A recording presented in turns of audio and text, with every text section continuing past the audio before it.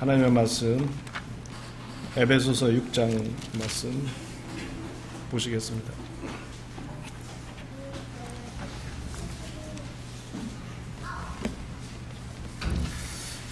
에베소서 6장 1절부터 4절까지 제가 읽도록 하겠습니다. 자녀들아, 주 안에서 너희 부모에게 순종하라. 이것이 옳으니라. 네 아버지와 어머니를 공경하라. 이것은 약속이 있는 첫 계명이니 이로써 네가 잘되고 땅에서 장수하리라. 또 아비들아, 너희 자녀를 노엽게 하지 말고 오직 주의 교훈과 훈계로 양육하라. 신명기서 6장 말씀을 보시겠습니다.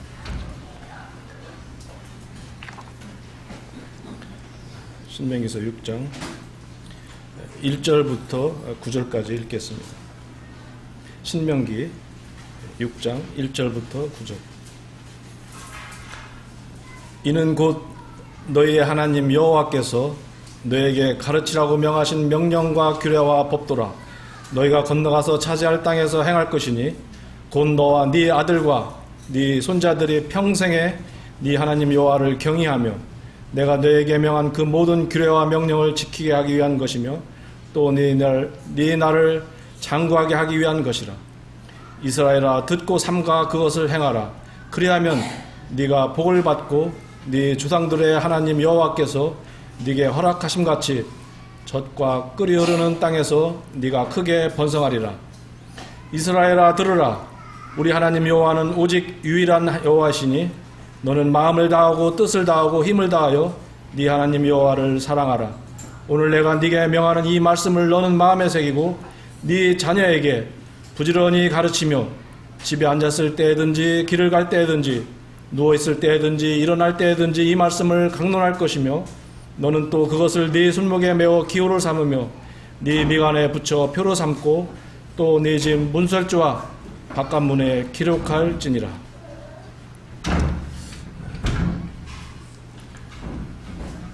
신명기서 6장은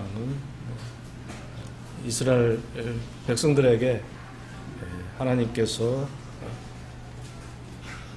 언약을 주시고 이 말씀을 순종하게 될 때에 결론의 말씀이 24절에 있다고 보겠습니다.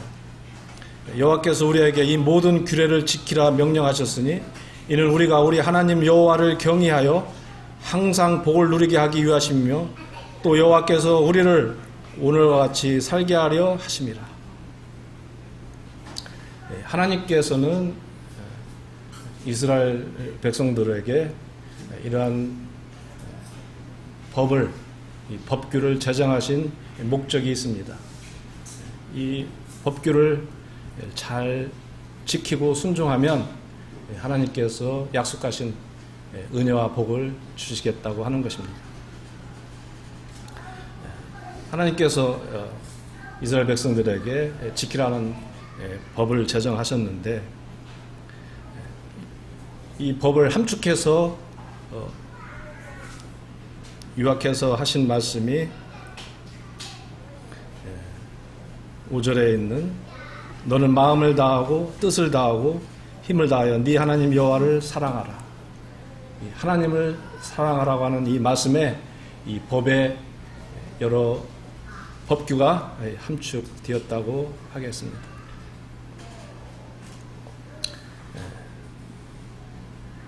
또 하나님께서 이스라엘 백성들에게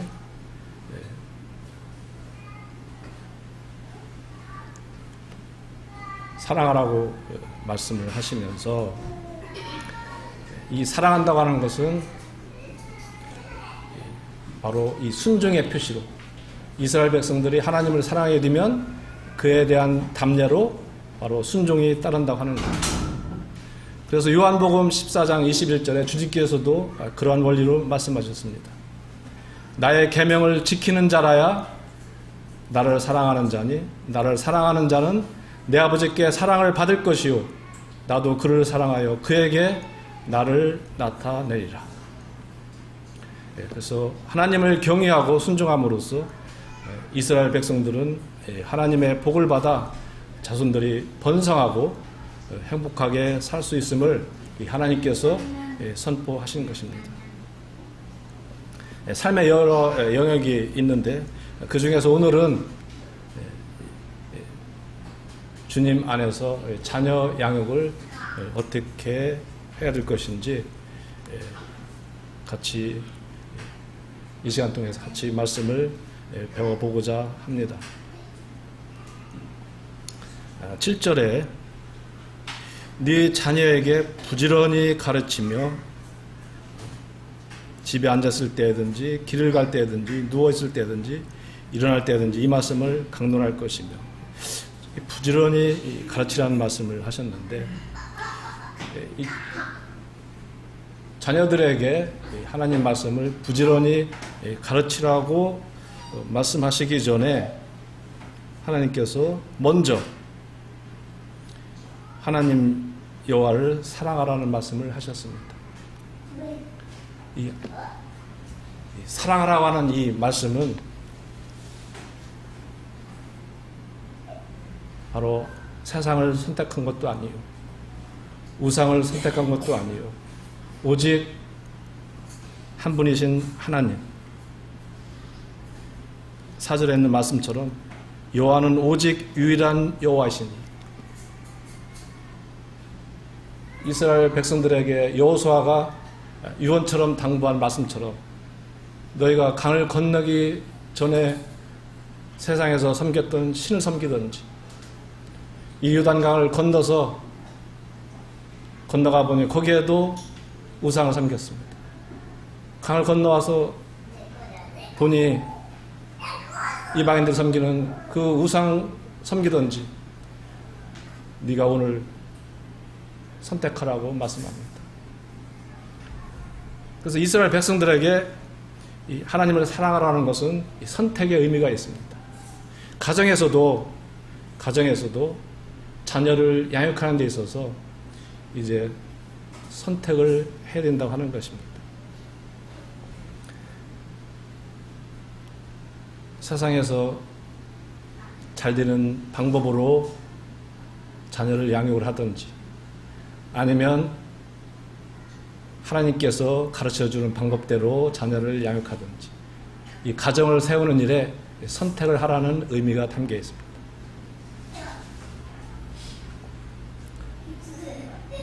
이 가정은 하나님께서 처음으로 세운 기관입니다. 그래서 하나님께서 하시는 일은 완전하시고 선하시고 또 복을 주셔서 이제 궁극적으로는 사람을 행복하게 해주십니다.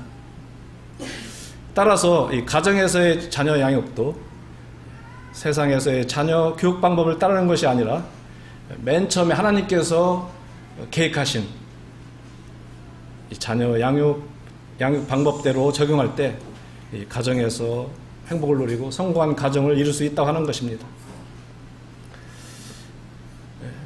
제가 타는 승용차가 이제 한 6년 됐습니다. 차를 잘 아시는 분이 차를 탈 때 출고된 그대로 타라고 하더라고요. 자동차를 처음 설계한 분이 자동차를 만들면 성능과 안전면에서 제일 좋기 때문에 차량 손보지 말고 그대로 타라고 했는데, 이 영업사원이 내비게이션이 3D가 좋다 그래서 또 기가 솔깃해가지고 바꿨습니다. 아니나 다를까 한 1년 되니까 고장이 나서 2번 수리했는데 이제 포기했습니다. 제 차가 다른 데는 탈이 없는데 이 내비게이션이 이제 작동이 안 돼요. 이것을 보면서 하나님께서 사람을 만드실 때에도 그냥 만드신 게 아닙니다. 먼저 설계를 하시고 설계하신 대로 만드신 것. 이 건물을 질 때에도 어떻게 합니까? 먼저 설계 도면을 그리고 설계도대로 집을 지어요. 가정도 마찬가지라고 하는 겁니다. 가정도 또 자녀 양육도 하나님께서 자녀 양육 설계 프로그램이 있다고 하는 겁니다. 그 창세기 1장에 보시게 되면 하나님께서 사람에게 복을 주시고 사람을 만드시고 나서 생육하고 번성하여 땅에 충만하라고 하셨어요. 아니, 자녀가 태어나지도 않았는데 아담과 하에게 하신 말씀이 생육하고 번성하라 그랬어요. 이게 무슨 뜻이에요? 태어날 다음 자녀에게 어떻게 양육할 것인지 하나님 마음속에 이미 프로그램이 되어 있다 하는 겁니다.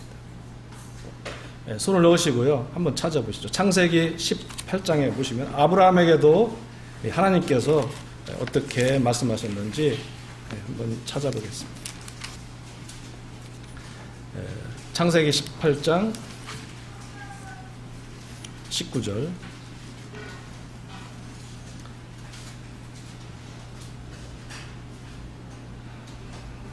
먼저 18절부터 보겠습니다. 아브라함은 강대한 나라가 되고 천하 만민은 그로 말미암아 복을 받게 될 것이 아니냐. 내가 그로 그 자식과 권속에게 명하여 여호와의 도를 지켜 의와 공들을 행하게 하려고 그를 택하였나니 이는 나 여호와가 아브라함에게 대하여 말한 일을 이루려 함이니라. 하나님께서 아브라함에게 이 말씀을 하실 때에는 이삭이 태어나기 전이었습니다.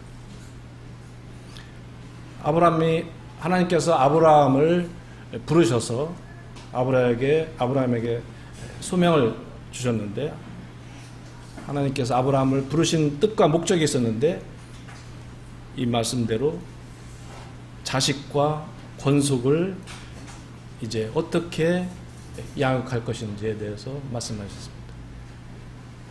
이 하나님의 계획 속에는 이 아브라함을 선택하셔서 아브라함 씨를 통해서 어떤 민족을 이루고, 이 다음에 아브라함의 가계를 통해서 메시아를 이 땅에 보내셔야 하는 이 하나님의 계획 가운데 이 아브라함이 얼마나 자녀 양육에 이 책임이 막중한지 하나님께서 아브라함을 부르셔서 명령한 것이 바로 자식과 권속에게 하나님의 도를 가르쳐서 이제 하나님의 뜻과 목적을 이루고자 하셨다고 하는 것입니다. 그래서 하나님께서 아담과 하에게나 아브라함에게 하신 이 말씀이 또 신명기서 6장에 읽은 말씀처럼 이스라엘 백성들에게 모세를 통해서 하신 말씀이 얼마나 자녀들의 이 교육이, 자녀들의 양육이 얼마나 중요한지를 이제 배우게 되는 것입니다.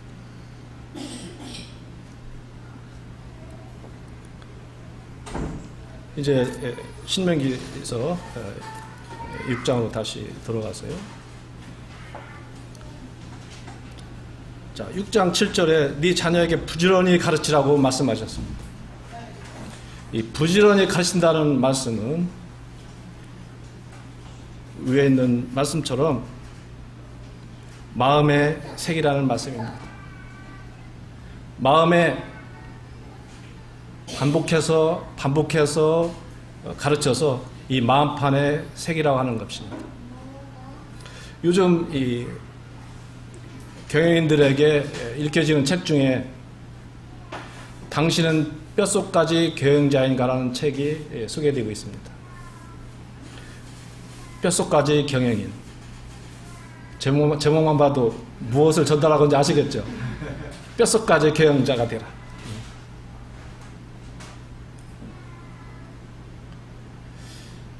우리 자녀들을 이 뼛속까지 하나님을 경외하는 자녀로 만들려면 어떻게 해야 되겠습니까?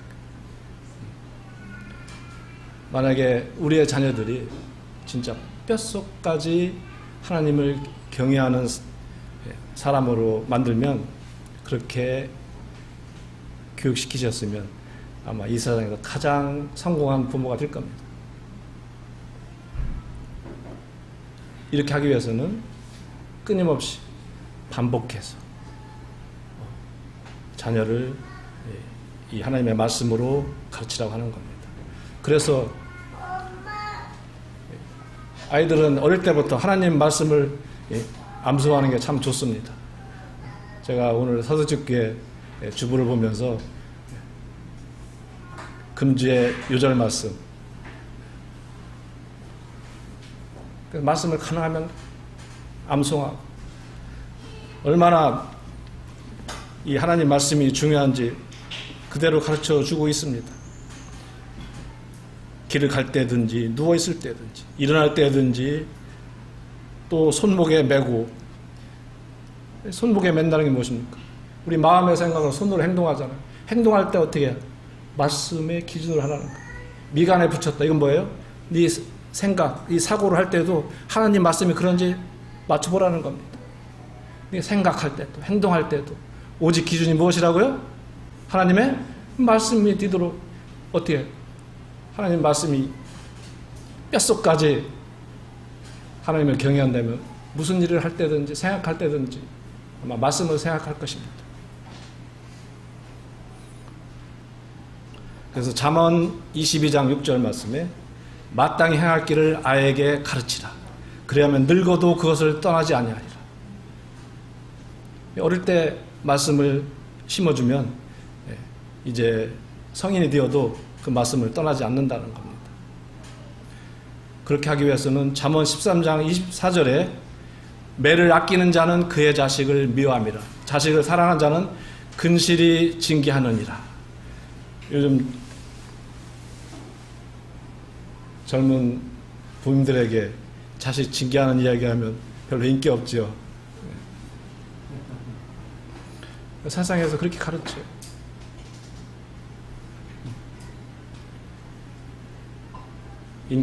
인권 선언이라고 하나요? 그래서 학교에서도 회초리를 때리면 폭력이라고 합니다.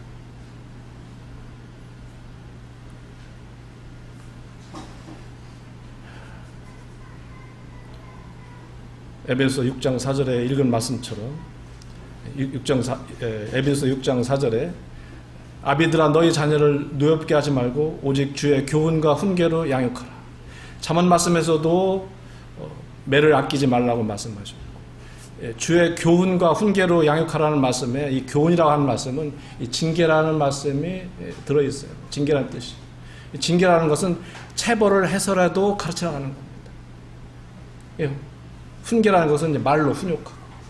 그래서 아이들을 양육할 때 바른 말로도 교정을 해야 되고, 때로는 체벌을 해서라도 아이들을 교정하고 가르쳐서 하나님을 경외하는 사람으로 만들어가는 겁니다. 그런데 여기 이 에베소 6장 말씀에 보게 되면 자녀를 누엽게 하지 말고 징계하라고 되어 있어요. 이 말씀이 균형이 안 맞으니까 아이를 때리면 문제를 삼는 겁니다. 만약에 자동차를 만들었는데 브레이크가 없이 많이 만들었다. 그럼 어떻게 되겠어요? 네? 자녀를 때리라고 하는데 어떤 가이드라인 없이 경계선이 없이 때리라고 하면 어떻게 해요? 죽을 때까지 때려요? 그런 뜻이 아니죠. 이런 걸 잘 모르니까 아이들 때리면 폭력이다 이렇게 하는 거예요. 자녀들이 누엽게 분노하게 하지 말고 하는 가이드라인이 있다고 하는 겁니다. 이 말씀은 부모님이 감정으로 때린다든지 감당 못할 만큼 때린다든지 아니면 부모님의 사소한 어떤 규칙을 만들어서 그걸 어겨서 경우에 합당하지 않게 때린다든지 또 편애해서 때린다든지 이럴 때 아이들이 여기 말씀처럼 누엽게 된다고 하는 겁니다. 그래서 주님 말씀은요 참으로 아름답고 얼마나 합당한지 몰라요. 만약에 우리에게 뱀처럼 지혜로우라만 말씀하시면 어떻게 될까요? 수단과 방법을 안 가리고 살겠죠. 예? 근데 어떤 가이드라인이 있어요? 비둘기처럼 순결을 지켜야 돼요. 그러니까 자녀를 양육할 때도 이런 하나님께서 말씀하신 이 아름다운 이 원리를 잘 이렇게 적용하셔야 된다고 이렇게 보겠습니다. 그래서 요즘 학교에서요, 학생들 체벌하는 것이 이제 어렵게 됐습니다. 이런 영향이 가정에까지 왔어요. 저희 교회 유치원에 다니는 이제 남자아이가 있는데, 이 할아버지가 이제 말을 안 들으니까 그렇게 얘기한 거예요. 이게 할아버지한테 직접 들은 거예요. 너 자꾸 말 안 들으면 할아버지한테 매 맞는다 이렇게 했는데 뭐라고 할게요?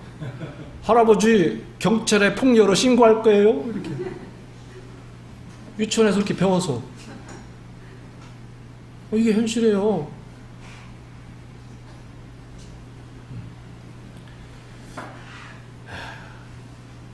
참 학교에서는요, 세상에서는 세상 교육은 희철을 때리면 폭력이라고 이렇게 몰고 갑니다. 하나님 말씀은 희철을 때려서라도 하나님을 경외하는 자녀로 교육하라고 되어 있는데 이 가치가 부딪혀요. 무엇을 선택하실랍니까?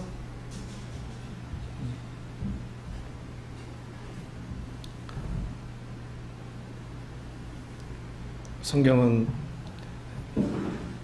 이제 바르게 함과 의로 교육하기 위해서는 희철이가 필요하다고 하는 겁니다. 왜냐하면요, 우리 자녀가 아무리 예쁘고 아무리 사랑스러워도 무엇으로 태어났어요? 죄인입니다. 여전히 죄성을 갖고 있어요. 그래서 부모님의 사랑의 매가 반드시 필요하다고 하는 것입니다. 자식 사랑하지 않는 부모가 세상에 어디 있겠어요? 그래서 우리 어른들의 그런 속담이 있잖아요. 자식은 눈에 넣어도 뭐라고 했어요? 아프지 않다. 아이고, 내 새끼 쳐다보면 밥을 안 먹어도 배불러. 그죠? 못 때려요. 근데 성경 어떻게 해요? 사랑스러우면 어떻게 하라고? 사랑하면? 때리는 거예요. 우리 이따 식사하실 때 앞에 있는 우리 아들한테 물어보세요. 사랑받고 컸나 그냥 컸나? 이번 시간에 그래서 이런 원론적인 말씀을 교제하고, 주님 허락하시면 오후에는 제가 두 자녀를 키우면서 실제 경험한 것들을 그래서 교제하고자 합니다. 그러면 성경에서 우리 이 사랑스러운 자녀들을 어떻게 말씀하시는지 한번 시편 127편 한번 보시겠습니다. 시편 127편.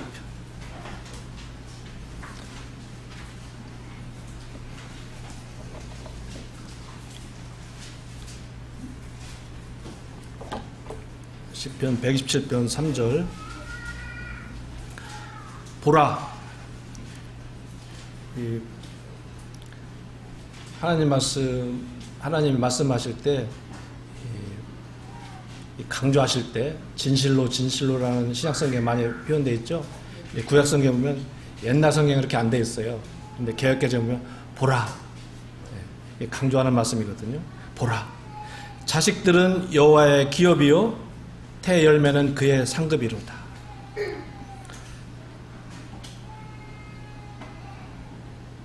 자식들은 하나님의 기업이면서 상급이라고 했습니다.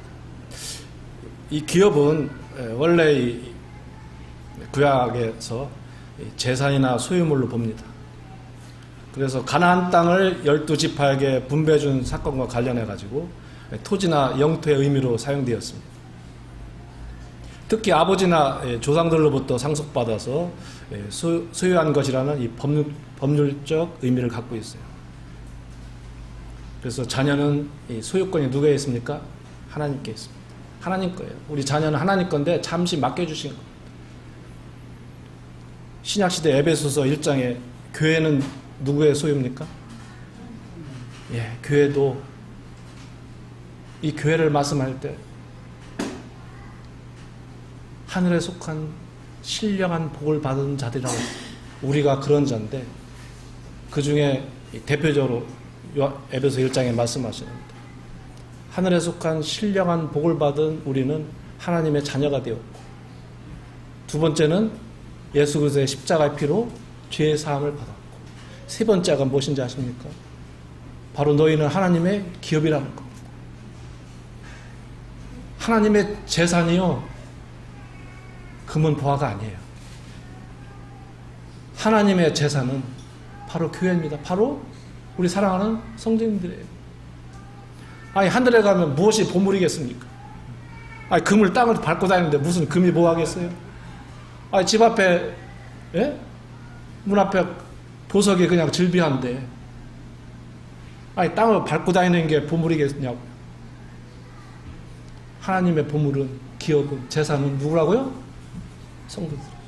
그리고 누구라고요? 우리의 자녀들이에요. 그래서 자녀들을 진짜 보물처럼, 하나님 재산이기 때문에, 하나님 재산을 어떻게 관리해야 돼요? 아무렇게나 관리할 수 없잖아요. 그래서 하나님의 재산이기 때문에 어떤 지침을 따라야 돼요? 어떤 프로그램 따라야 돼요? 회사에서 어떤 일을 할 때 무엇을 따릅니까? 회사 규칙, 회사 매뉴얼. 그죠? 우리 자녀들도 누구 매뉴얼? 하나님 매뉴얼대로 다뤄야 된다고 하는 거예요. 이게 성경의 가르침이에요.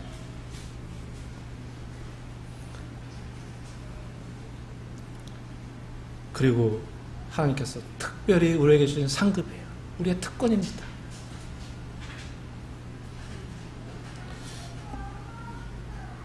참, 이 말씀을 대할 때 하나님 앞에 이 땅에서 구원받은 것만으로도 감사한데, 두 자녀를 상급으로 주셔서,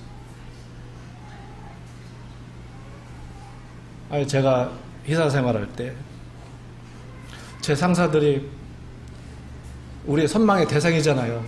내가 회사 일을 열심히 해서 나도 언젠가는 저렇게 부장으로 승진도 해보고, 또 이제 인정받으면 임원까지 승진하면 더 좋고,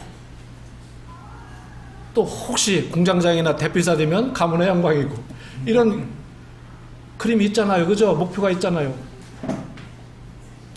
그런데 저는 집에 가서 우리 자녀들을 보면 너무 행복해요. 주일날 주일학교에서부터 아이들과 함께 교회에서 생활하면 너무 좋아요. 근데 내가 선망하는 내 상사들은 자식을 얘기하면 뭐라 하는지 아십니까? 아이고, 무슨 자식이야, 왼수지. 예. 집에 들어가면 말 한마디 안 한다는 거예요. 그래서 제가, 그럴 게 없구나. 세상 별거 아니구나. 그렇죠? 무엇이 행복입니까? 주님께서 우리에게 복을 주셨는데, 우리를 행복하게 해주셨는데, 이 복을 누리는 자가 행복합니까? 아니면 이 다음에 이 땅에 언젠가 다 불에 탈 것에 우리가 마음을 두겠습니까?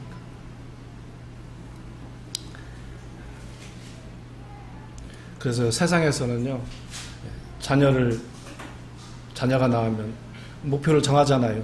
어떤 목표를 정하죠? 인류대학에 보내고,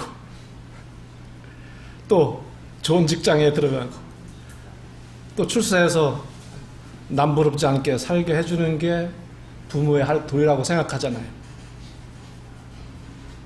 그래서 부모님이 자녀의 미래에 대해서 갖는 이 관심은 결국은요, 마태복음 6장 25절 잘 아시는 말씀, 목숨을 위하여 무엇을 먹을까, 무엇을 마실까, 몸을 위하여 무엇을 입을까에 대한 그러한 염려 아니겠습니까?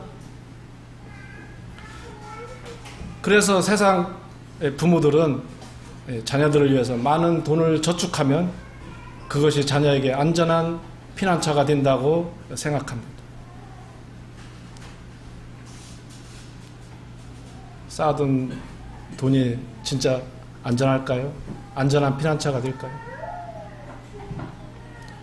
어쩌면 쌓아둔 많은 돈이 자식에게 재앙이 되어서 돌아올 수도 있습니다. 성경은 어떻게 말씀해요? 이사야서 43장 7절에 하나님께서 우리를 창조하신 목적을 말씀하시는데, 하나님께서 내 영광을 위해서 너희를 만들었다, 그렇게 되어 있어요. 또 고린도전서 10장 31절에 너희가 먹든지 마시든지 무엇을 하든지 다 하나님의 영광을 위하여 하라고 했어요. 그래서 하나님께서 우리 자녀에 대해서도 하시는 말씀이, 우리 자녀도 하나님을 영광스럽게 해드리는 자녀로 양육하라고 하는 겁니다. 하나님의 말씀은 창세기 1장 1절부터 계속 끝절까지 하나님 말씀은 통일성이 있어요. 하나님은 이 창조의 원리에 하나님 마음을 다 담았습니다. 우리가 범죄하여 누가 일방적으로 깼습니까? 사람이 깼어요. 그래서 예수 그리스도를 통해서 다시 하나님이 원래 세웠던 것들을 다시 회복하시고자 하십니다.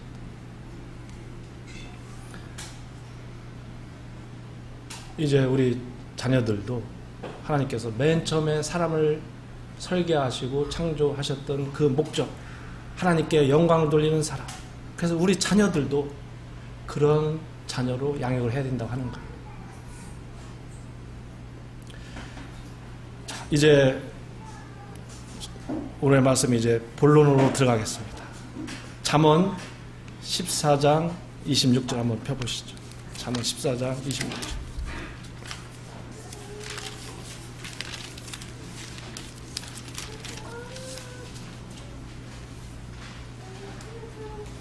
잠언 14장 26절. 이 말씀 한번 같이 읽어보시죠. 시작.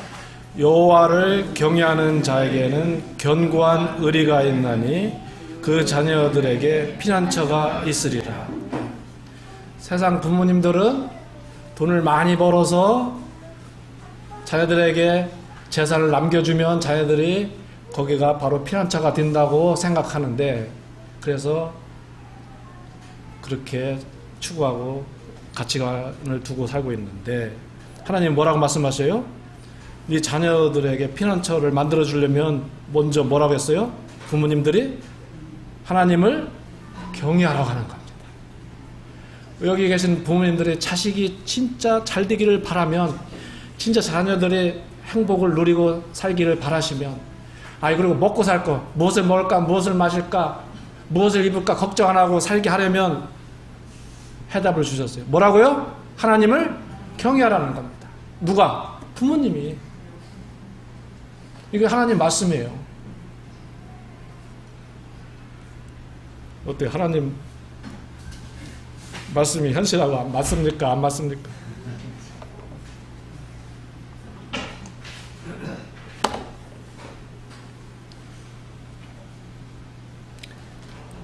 이 말씀이 오늘 주님께서 저를 여기에 보내신 이 말씀을 교제하고자 하는 마음을 주님이 주셨어요. 그렇구나. 하나님의 생각은 우리 사람의 생각과 다르다고 했어요. 우리 사람보다 높으시다고 했어요. 쉽게 하면요, 사람과 하나님은 뭐라고요? 차원이 다르다는 겁니다. 하나님은요, 한 번도 하나님께서 하신 말씀을 절대로 변개치 않는 분. 하나님은 인생이 아니시니 시건치 않으시고 인자가 아니시니 후회가 없는 분이에요. 하나님은 말씀하시면요 그대로 되는 분이에요. 하나님은요 말씀을 그냥 선포하시는 분이에요. 선포하시면 그대로 되는 분이에요. 이러한 권능이 있는 분입니다.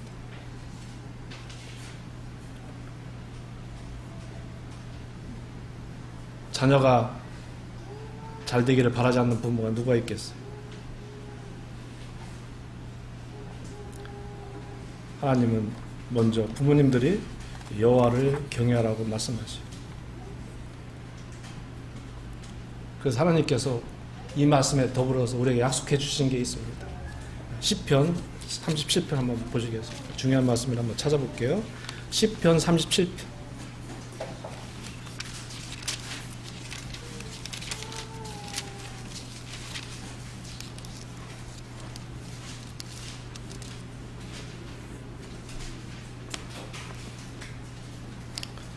25절.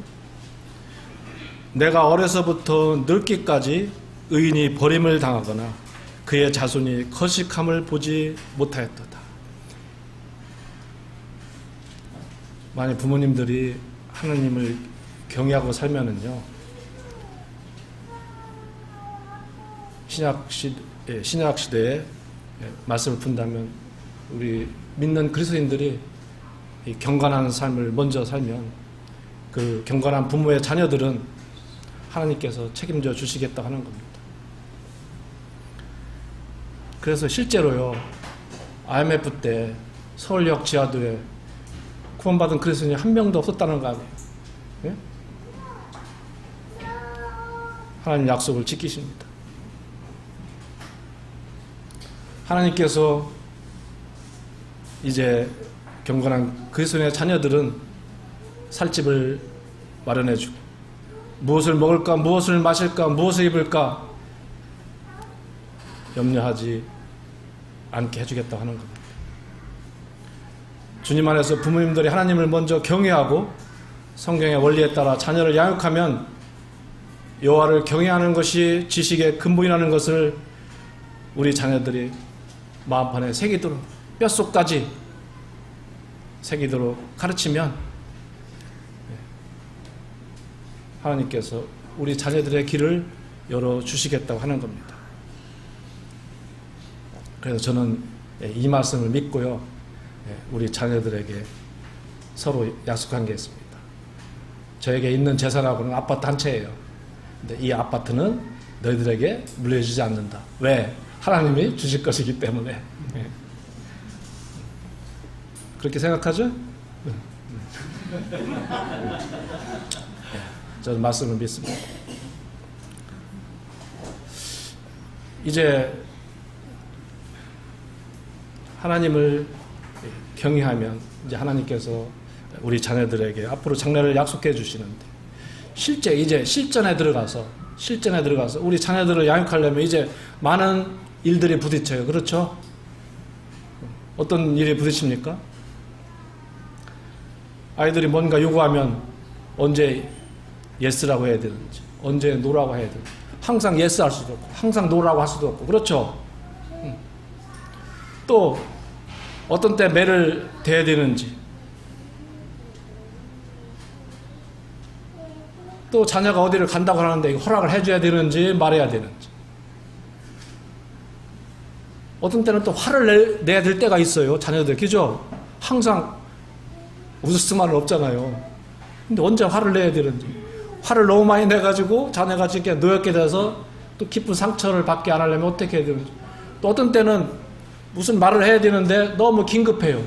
이 교회 장로 형제님한테 전화라도 하고 싶은데 그럴 틈과 여유가 없을 때가 있어요. 그렇죠? 그럴 때가 있죠. 이런 때는 어떻게 해야 되는지. 그때 하나님께서 쫙 나타나셔가지고 이럴 때 이렇게 해라, 이럴 때 이렇게 하면 참 좋겠는데, 그럴 때 많으시죠? 네. 그래서 야고보서 1장 5절에 너희 중에 누구든지 지혜가 부족하거든 모든 사람에게 후히 주시고 꾸짖지 아니하시는 하나님께 구하라. 그래야면 주시리라. 지혜를 하나님께 구하라고 하는 겁니다.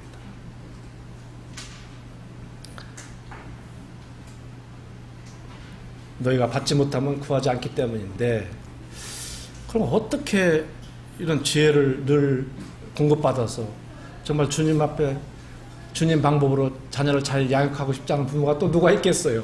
그렇죠? 그래서 잠언 9장 10절 말씀에 여호와를 경외하는 것이 지혜의 근본이요 거룩하신 자를 아는 것이 명철이니라. 하나님을 경외하는 사람이 지혜로운 사람입니다. 그리고 주님을 아는 것이 명철입니다.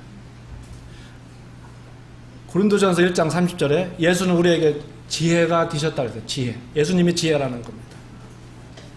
그래서 이 안다고 하는 것은요, 우리가 지식적으로 아는 것도 있지만 경험적으로, 체험적으로 아는 거예요.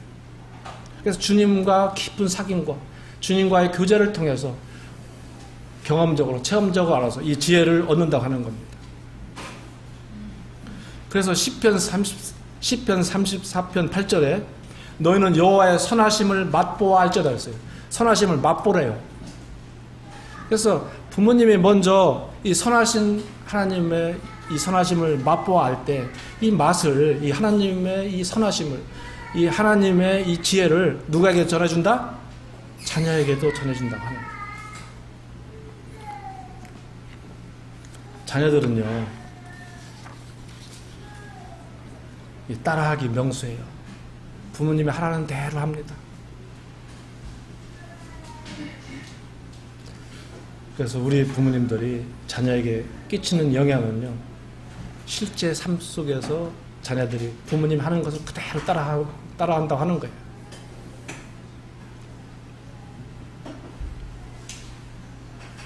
이제 결론을 말씀드리겠습니다. 저도 경험이 없어가지고 총각 때 이제 청년 캠프에 갔는데 갑자기 질문을 받았어요. 이영재는 어떤 유형의 자매하고 결혼하고 싶은가? 생각을 안 해봤는데 갑자기 질문하니까 생각나는 게 하나도 없더라고요. 답변 안 할 수도 없고. 그래서 우리 어머니 같은 분이요 그랬거든요.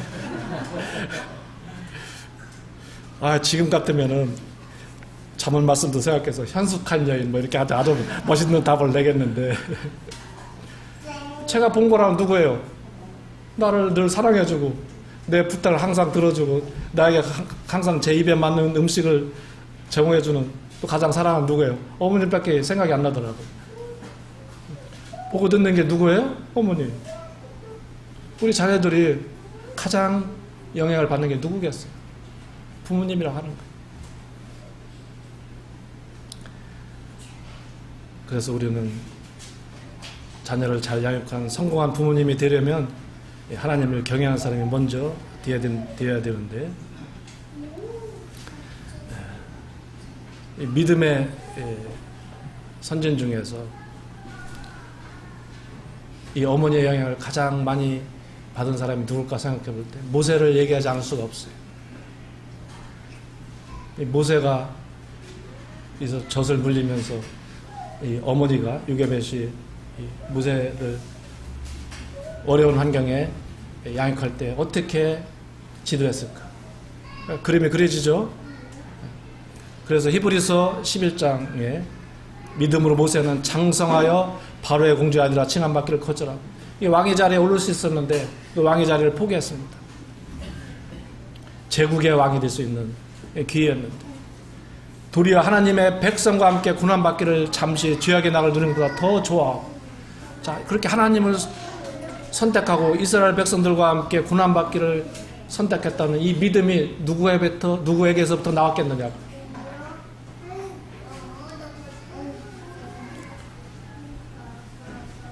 신약시대에는 이 디모데에 대해서 디모데 후서 1장에 기록되어 있습니다. 이 거짓 없는 믿음이 바로 누구라고요? 위할머니 그리고 어머니로부터 왔다고 했습니다. 참 이 디모데라는 이 인물이요, 참 존경할 만한 인물이에요.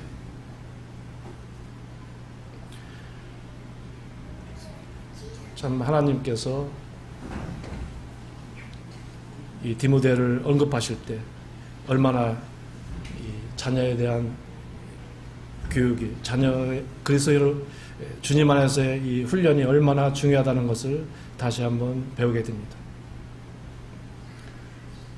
보이지 않는 하나님을 우리 자녀들이 어떻게 배우겠어요?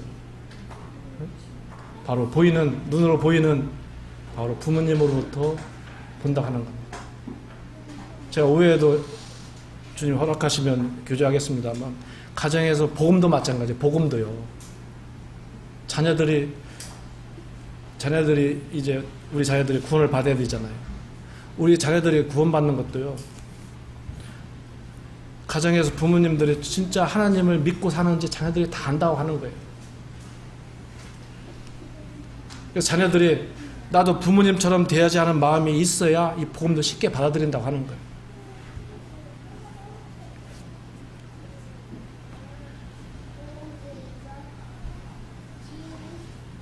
이제 성경에 보시게 되면 아브라함의 하나님, 이삭의 하나님, 야곱의 하나님이라는 표현에서 보듯이 부모의 신앙이 자녀 세대, 그 다음 세대까지 얼마나 잘 개성되어야 되는지 그런 표현을 통해서 알 수 있어요.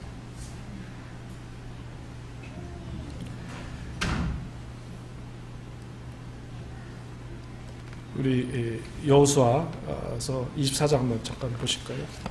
여호수아서 24장.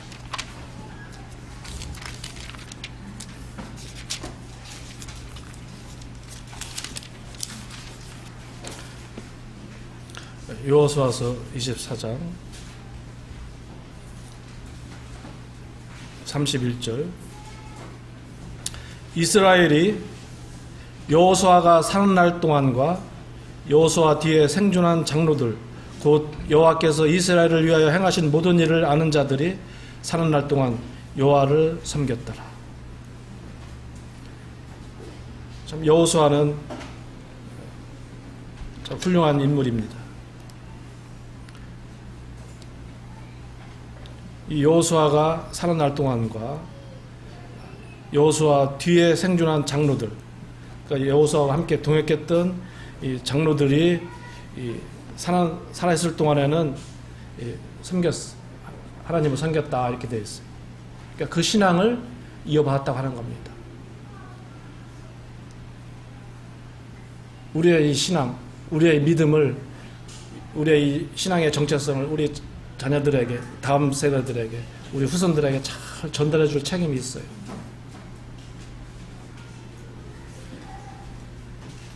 저는 구원받기 전에 9살 때부터, 제가 22살 때 구원을 받았는데 9살 때부터 22살 때까지 제가 일반 교회 생활을 했습니다.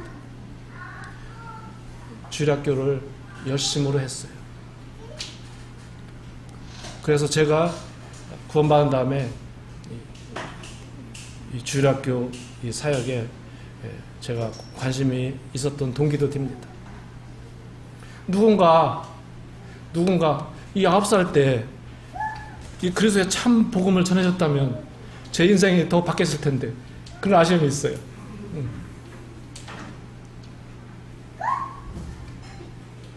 이 신앙에 진짜 우리가 갖고 있는 이 진리를, 이 정체성을 우리 자녀에게 잘 심어줘야 되는데,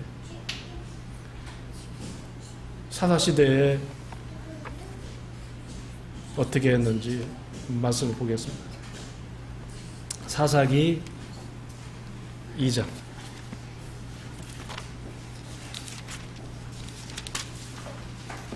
사사기 2장 10절.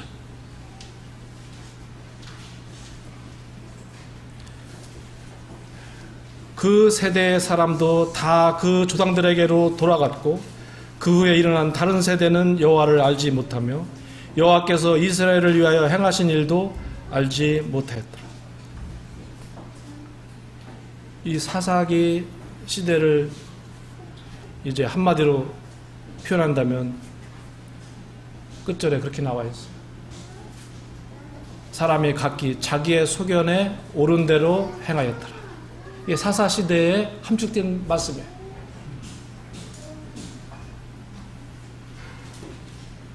하나님께서 사람을 만드시고 생육하고 번성하라고 말씀하셨고, 아브라함을 선택해서 자녀에게 이 의와 공도를 가르치라고 명령하셨는데, 여호수아와 동역했던 장로들이 살았을 때는 그 신앙이 지켜졌어요. 여호와를 경외하라는 이 하나님의 말씀이 지켜졌단 말입니다. 그런데 이 사사시대에 와가지고 이 다음 세대가 무엇으로 변했어요? 다른 세대가 됐다 이겁니다. 다른 세대. 거기 보세요. 다른 세대는 이렇게 돼요. 이 신앙이 자녀들에게, 후손들에게 이제 심어지지 않은 거예요. 마음판에 심어주지 못하고 뼛속까지 심어주지 못했다고 하는 겁니다. 이제 우리는 어떻게 해야 되는지 말씀의 원리에서 오늘 같이 교제했습니다. 하나님께서 맨 처음에 갖고 계셨던 사람의 사람을 만드실 때 하나님의 이 창조의 목적, 하나님께 영광 돌리는 사람, 하나님을 경외하는 사람. 그래서 이스라엘 백성들에게 이제 너희들이 가나안 땅에 가면 이 말씀을 순종하고 자녀들에게 가르칠 것을 말씀하셨어요. 또 에베소 6장에 우리 신약 시대에도 우리 주님께서 동일하게 자녀들을 가르칠 것을 말씀하셨어요. 먼저 부모님들이 하나님을 경외하고 경건한 삶을 살면 그 다음에 하나님께서 우리 자녀들 어떻게 한다고요? 다 책임져 주시겠다 하는 겁니다. 하나님의 맨 처음에 사람을 만드시고 복을 주신 것처럼 우리 자녀에게 동일하게 복을 주셔서 삶의 터전도 만들어주고 내가 맨 처음에 약속했던 은혜와 복도 자식이 누릴 수 있도록 해주겠다고 하는 겁니다. 이런 원리들을 오늘 같이 말씀을 교제하면서 유익이 되었으면 좋겠습니다. 예, 마치겠습니다. 감사합니다.